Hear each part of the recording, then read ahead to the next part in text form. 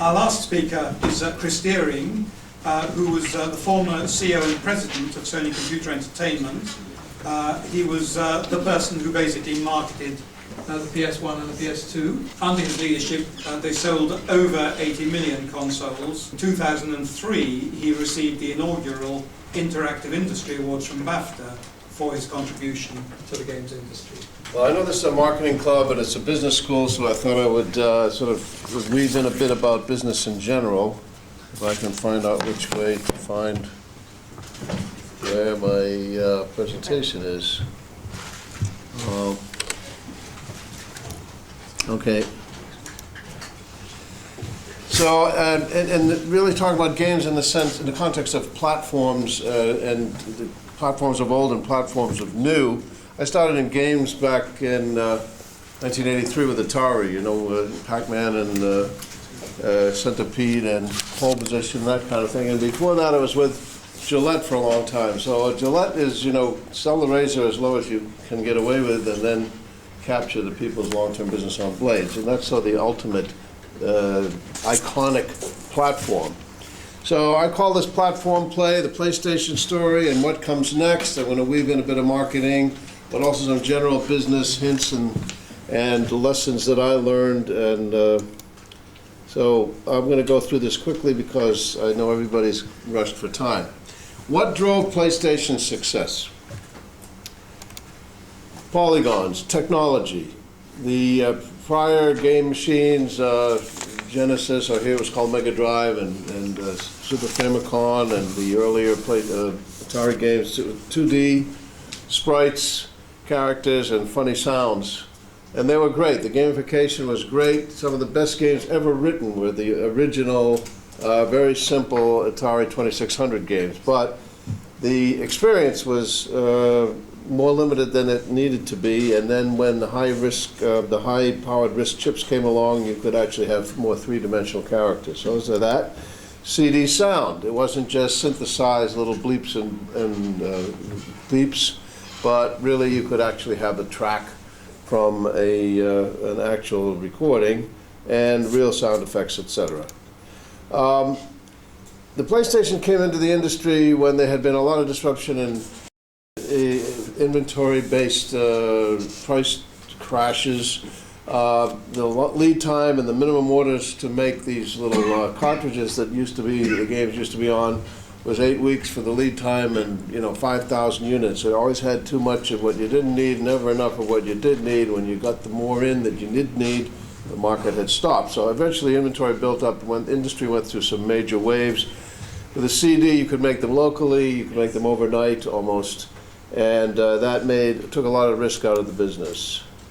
Nintendo and Sega had started with a big emphasis on their own game divisions, their own creations. Sony had an interest and experience in software like music and movies, but clearly no game experience, and so they knew they couldn't build that kind of a resource quickly, so it deliberately went outside to seek other apps, which is now you see all the time in the world of Android and iOS apps, but in those days it was counterintuitive to invite other people. They were just tolerated by Nintendo and Sega, and we went after them as real friends and incentivized them, etc. The audience expansion and distribution ubiquity, thought about women. The traditional games played mostly by men, so we went out and got the Spice Girls and made a game about them, and we tried to expand the women's audience and also get into as many countries as we could. We had all of the 220 countries, the PAL territories from Iceland to New Zealand, and we went after it. I think the earlier companies had sort of skimmed the cream, where the economics were low-hanging fruit, but not trying to be evangelistic. We used quite edgy marketing. We had a review in one of the magazines here. The PlayStation 1 came out that said something like, "It's more powerful than God." So we had all these roach clips made up and gave them out at Glastonbury, and it said, "PlayStation, more powerful than God."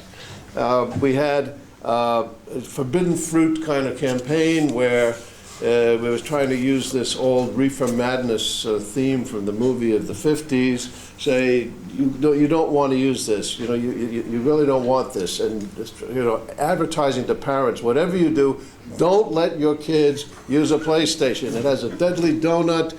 It'll make them enter another world, an out-of-mind experience. They were showing little gameplay scenes to a bunch of mice running around in a cage, and the mice exploded. And so it's called Citizens Against PlayStation, Be a Sap. It worked. We did make effort to get exclusive games, which is kind of the pile driver, the tent poles that pull. In order to get the game, you have to have this machine. And, early days, like the first Formula One game was very big, and things like Wipeout, and then some of the Disney titles and licenses that we got. We had a very ruthless defense mentality. Initially, we were the underdog coming up against these giant Nintendo and Segas. And we were sort of tiptoeing in, taking some risks, being disruptive. And wherever we gained ground, we really kept very close tabs on the market shares and defended against attempts to rebut us. In terms of the company, what I call a PlayStation Europe DNA, you'll find some of this amusing at least. Not this one. But we always said the consumer comes first. That was my credo to whenever we had a meeting, what would the consumer say? What would the consumer say? We have to show our users we love them.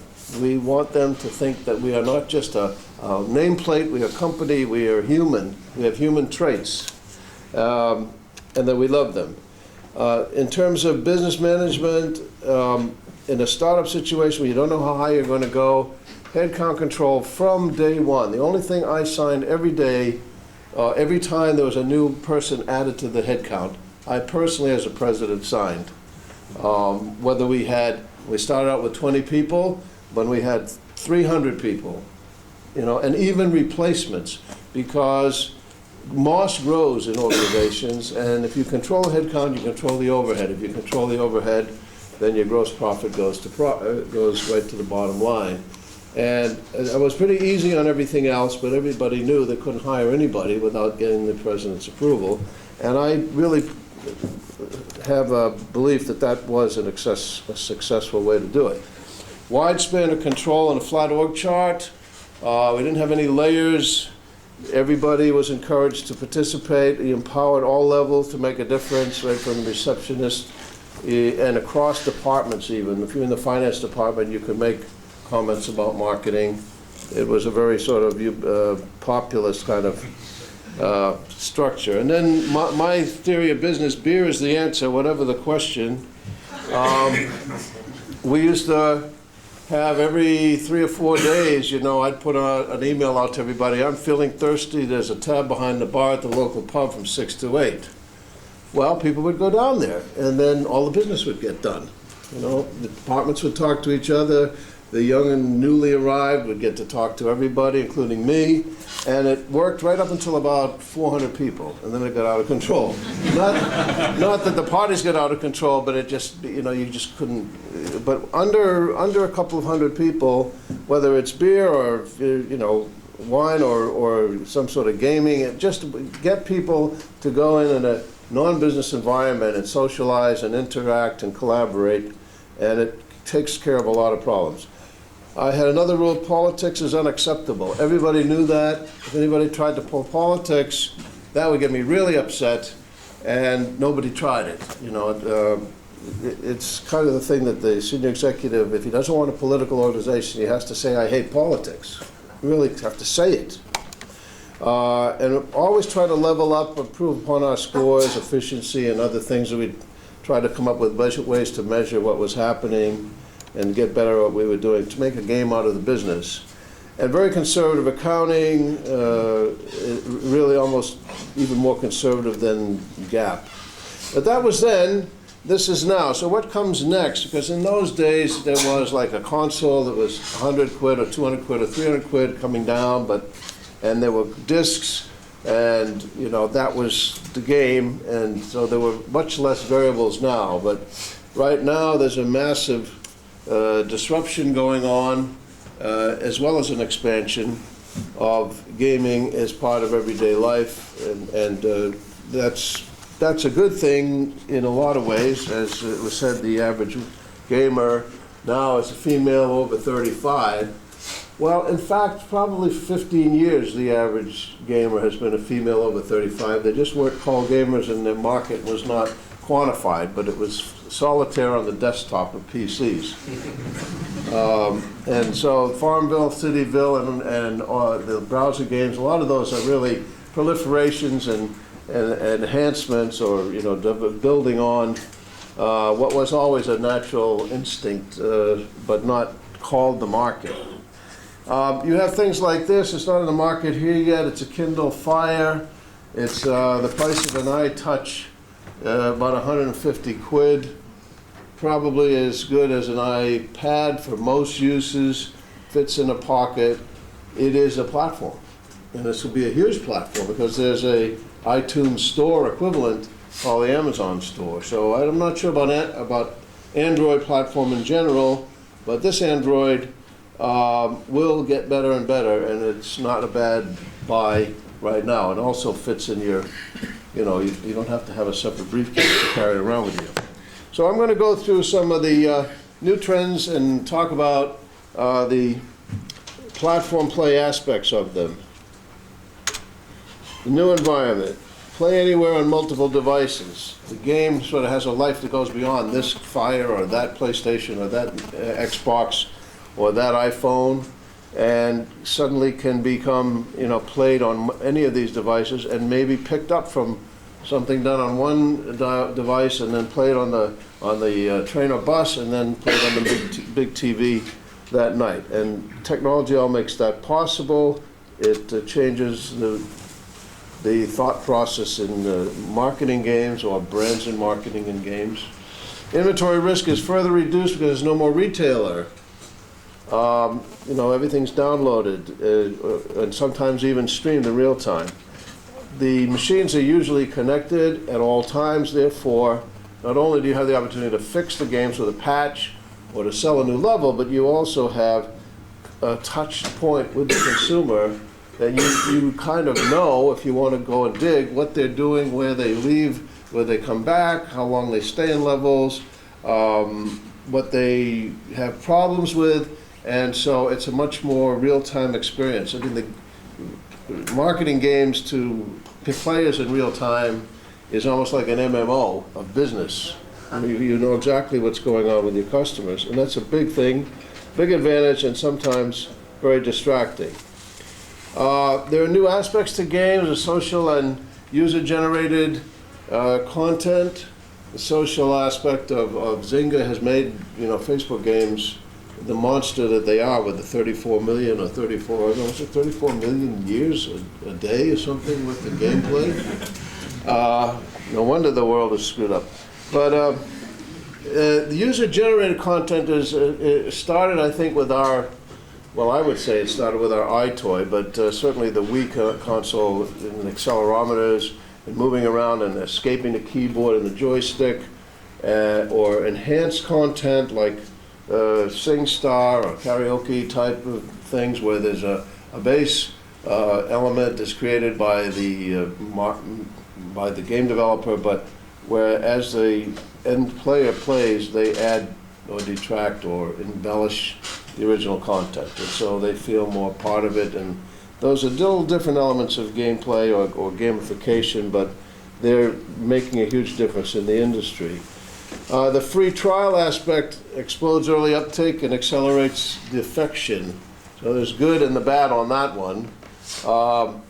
EA just came out to try to go against World of Warcraft. They had 1 million users in the first week on, I think it's the Star Wars game. They thought, wow, this is going to be great. We spent $100 million to make the game. This is a $50 a year subscription. Wow, we're going to have 50 million already, in the bag.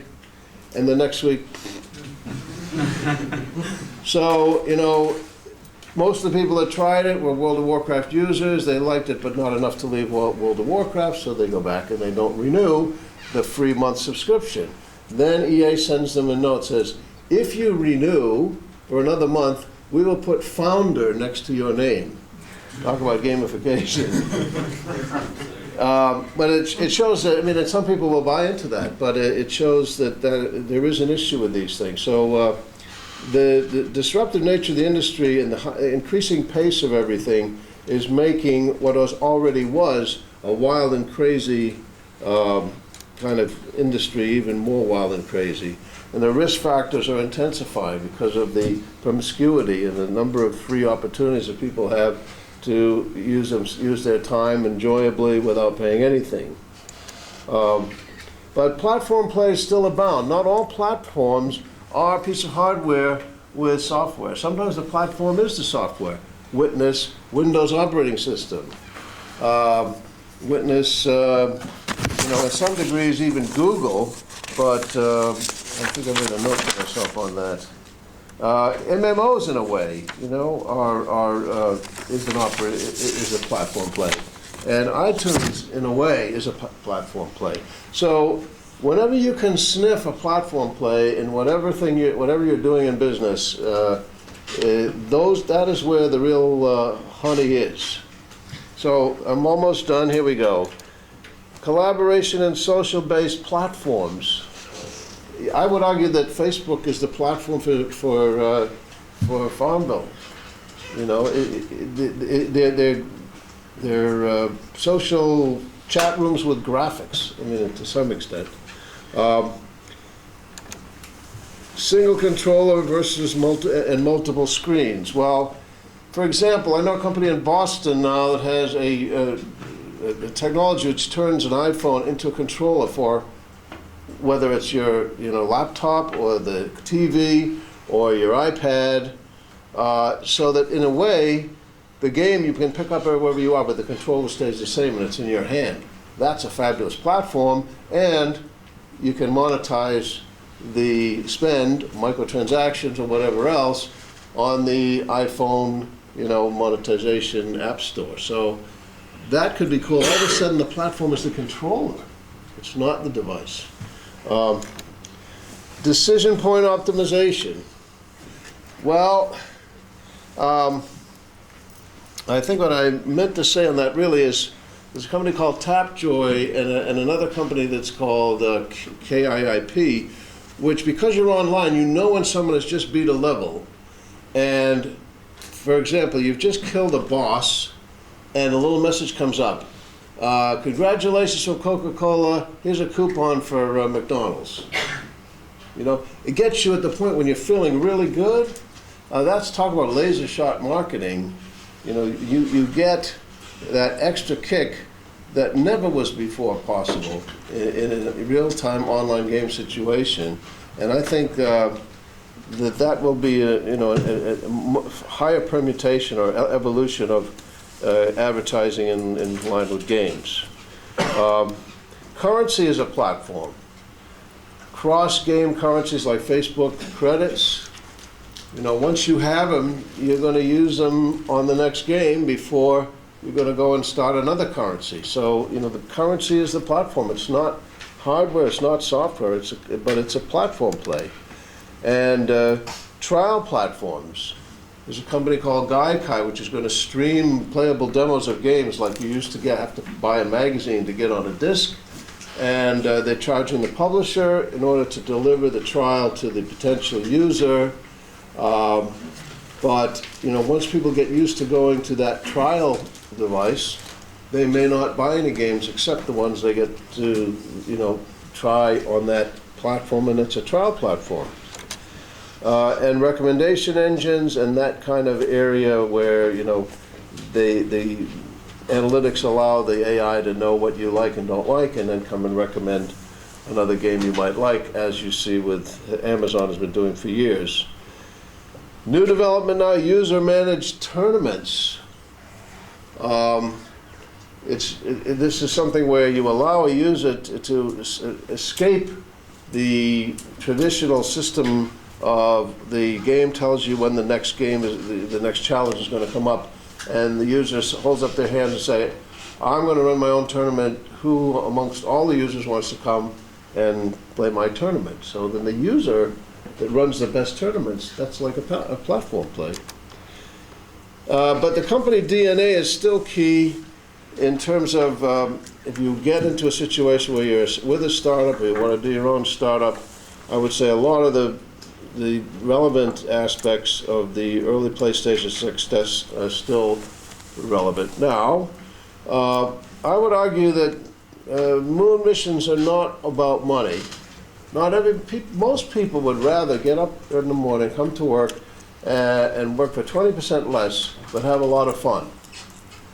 And so, you know, be careful not just to motivate people with money, because you will get the people that are money lovers who are not always the best and are not always the most collaborative with everybody else. So it's just maybe a contrarian view, but I believe it certainly worked for us, because we didn't pay anything. Well, we paid very low. We did. But okay, politics means you have too many people. The people don't have enough to do. If they're totally swamped with work, they never get into turf battles.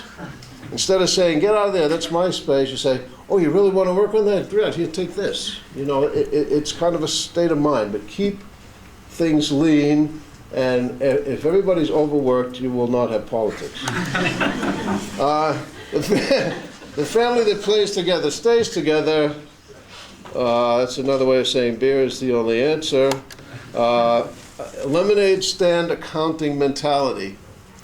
It's cash accounting. Don't get too distracted with fancy words about accruals and things. Just think really simple. If this was a lemonade stand, do we have a business or don't we? And it's a refreshing way to think about business. Embrace disruption and harness it. Little victories in the worst of time are more fun than big wins in the good times. And make people have fun, and you'll have fun even if you don't make a lot of money. So that was my little words of wisdom for everybody, and that was it. Okay.